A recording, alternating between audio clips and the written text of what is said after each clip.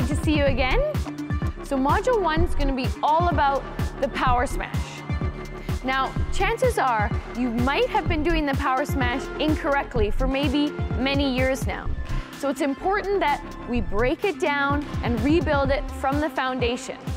So once we have a great understanding of those steps, then we can begin practicing with the shuttle. Now, before we talk about the shot itself, I want to talk about a bigger metaphor in badminton as a whole. Now, the concept is what I call the hula hoop metaphor. And that has to do with the fact that anytime we're moving and hitting on the badminton court, we have to keep a constant flow of energy going. Now, I call it the hula hoop metaphor because we've all played with a hula hoop, right? We have a plastic ring around our waist and we're moving our hips so the hula hoop flows around our waist. Now, what happens when we stop moving? The hula hoop falls. And I love that metaphor for badminton because it's the same thing. You never want to stop moving. From the time the shuttle's in play until the time that the rally's over, you should have a constant flow of energy. And what happens if you kill that energy, as in, like with the hula hoop, if you stop moving and it falls, you have to rebuild, and that's really tiring. That's what takes even more energy.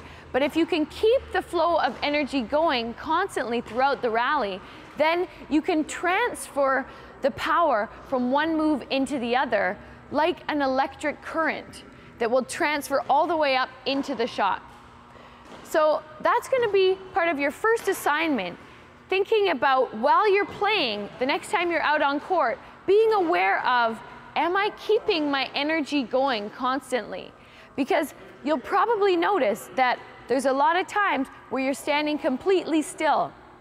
And that's going to be even more physically tiring. Even though you think you're getting a break, actually you're not, because then when the shuttle comes and you have to move again, that initiation of power is much more draining than if you had kept your flow of energy moving and kept that hula hoop in the air.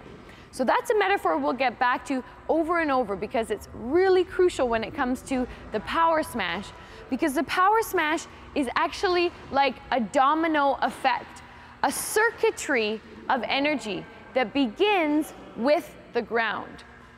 So to initiate that power, you need to get a solid push from the ground. Another metaphor that I love to use, and that one I talk about a lot when it comes to footwork and the footwork courses in Better Badminton, is the spider push.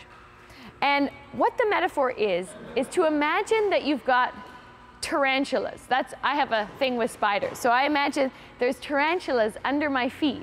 And before I'm moving, that initial movement, I'm actually thinking to squash down the tarantulas under my toes so that I'm pushing down. And what that does is it gives me a great surge of energy from the resistance off of the ground. So that's the first thing before we want to move into any of the shots, but in particular the power smash, is that we have to get a strong push from the ground, because that's what's going to transfer and begin the circuitry of energy that needs to go all the way from the feet, through the legs, through the hips and the core, up into the shoulder, transferring into the arm, wrist, hand, fingers, through the racket, and finally into that cork of the shuttle that's going to explode the power into the shot. So what I want to see you do to begin the power smash shot is to think about, you can even get some movement going like this, thinking about the hula hoop, and then getting a solid push like that. You don't have to jump. I just want you to think about the hula hoop. Your racket is up and alert, and then you're pushing down in your feet. And you can feel the difference. If you do just a soft push, you don't feel that energy surge. But if you do a strong push, then you can feel almost it's hard to stop because you've collected and accumulated that energy. So after you've done that a few times, then comes the fact that we need to be aware of where our feet need to be in time to hit the power smash in the correct point. So once we've collected that energy, then it's time to move towards the bird. Now the power smash is all about contact point. You can only hit the power smash if you have the correct contact point. So what is that correct contact point? Well, a great guideline is to imagine that if the shuttle were to fall, it should land just in front of your non-racket leg foot.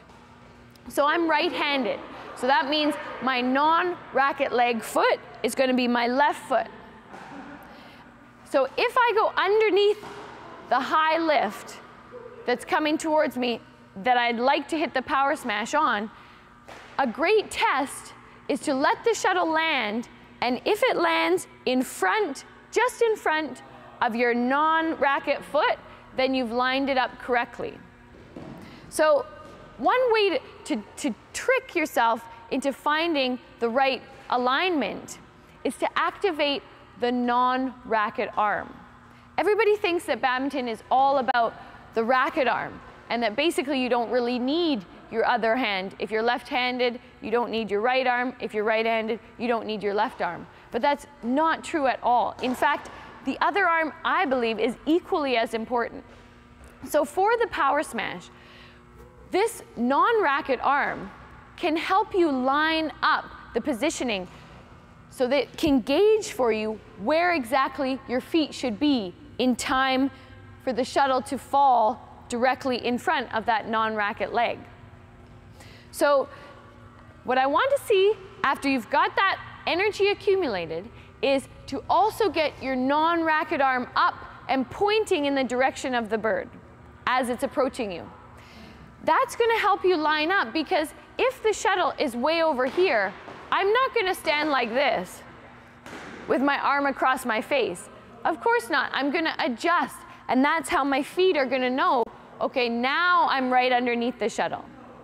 So if I test that out a few times and I let the shuttle land, if it hits me on my head, or maybe even if it lands behind me, then I know I haven't lined up in the right way.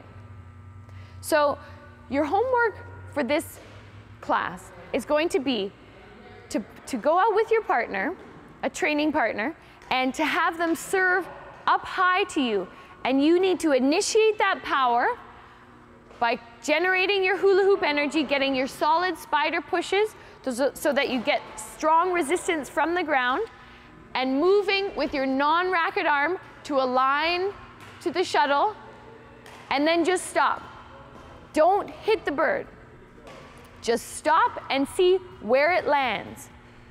And once you've got 10 shuttles that have landed about a racket head, so about this much in front of your non-racket foot, and I don't mean over to the left or over to the right, I mean almost directly in front of your non-racket foot, then you've completed the assignment.